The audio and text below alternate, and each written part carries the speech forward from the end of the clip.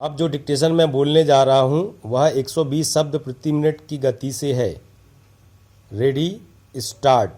अध्यक्ष महोदय, मंत्री जी ने अपने उत्तर में जो कमियां बताई हैं, मैं समझता हूं कि उनके अलावा और भी बहुत सी कमियां हैं जिनकी तरफ उनको ध्यान देना होगा और उन कमियों की वजह से भी टेलीफोन खराब हो जाते हैं।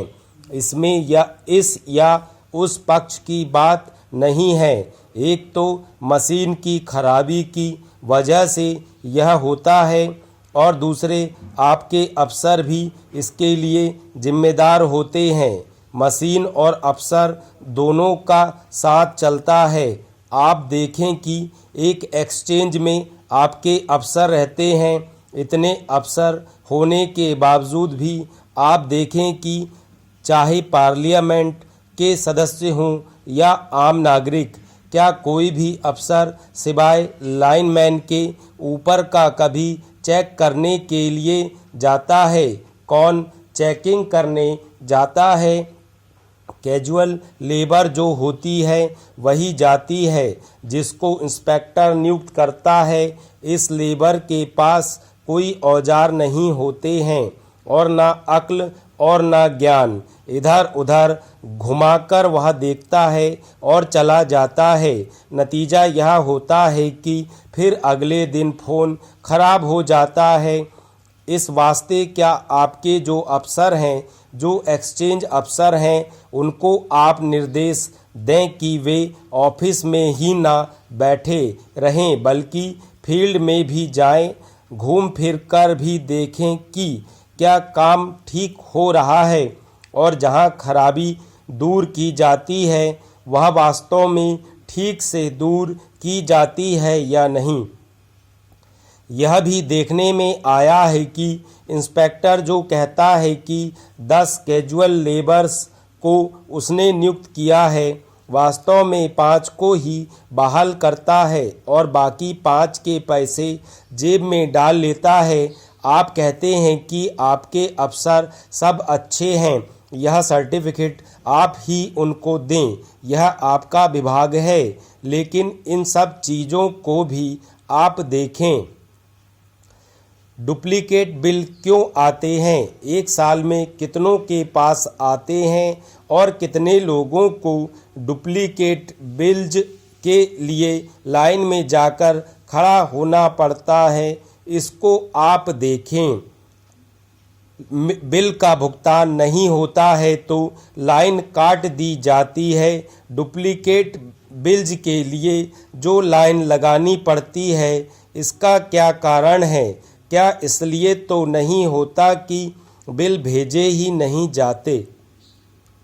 अध्यक्ष महोदय, मैं आपका बहुत आभारी हूं कि आपने मुझे इस अवसर पर सदन में बोलने का अवसर दिया है। यह जो प्रस्ताव सदस्य महोदय ने यहाँ सदन में प्रस्तुत किया है, उस पर दोनों तरफ के लोगों ने अपने अपने विचार प्रकट किए हैं। मुझे बहुत खुशी है कि आज दोनों तरफ के लोगों ने एक ही आवाज़ में इस प्रस्ताव का समर्थन किया है।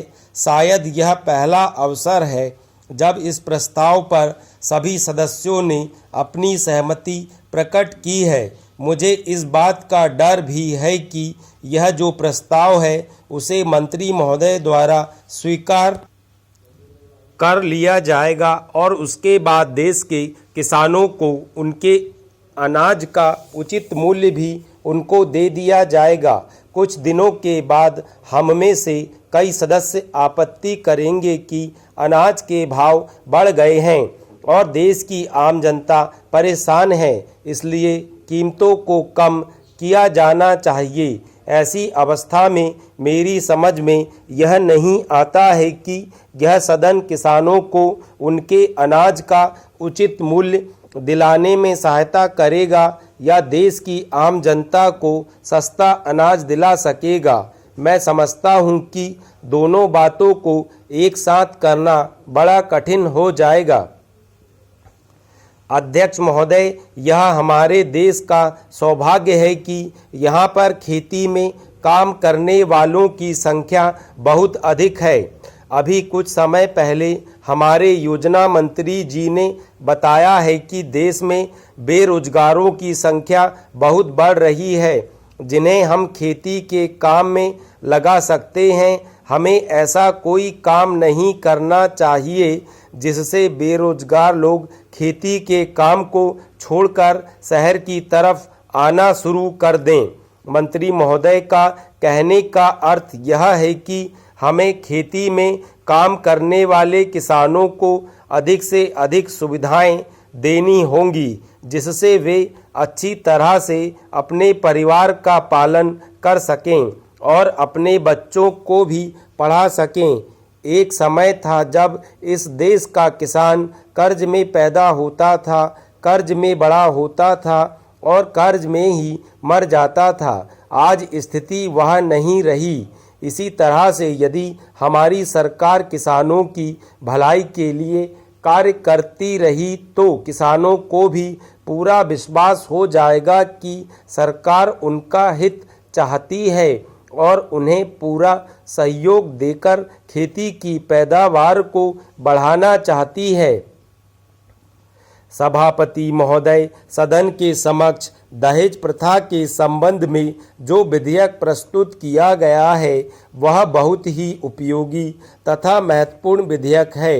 मैं इस सदन से निवेदन करना चाहता हूं कि इस विधेयक पर विस्तार से चर्चा की जाए और ऐसा कानून बनाने की सिफारिश की जाए जिससे समाज की इस बहुत बड़ी बुराई को जड़ से मिटाया जा सके। मैं यह भी मानता हूं कि समाज की इस बुराई को कानून के द्वारा जल्दी दूर नहीं किया जा सकता है। कानून के साथ साथ कुछ ऐसे कार्यक्रम भी हमें बनाने होंगे जिनके माध्यम से देश की जनता को इस बुराई के विषय में अच्छी तरह से समझाया जा सके। दहेज प्रथा पुराने समय में हिंदू धर्म में प्रचलित थी, लेकिन अब धीरे धीरे यह प्रथा सभी धर्मों में बीमारी की तरह फैल चुकी है और अब धीरे धीरे एक व्यवसाय का रूप ले चुकी है।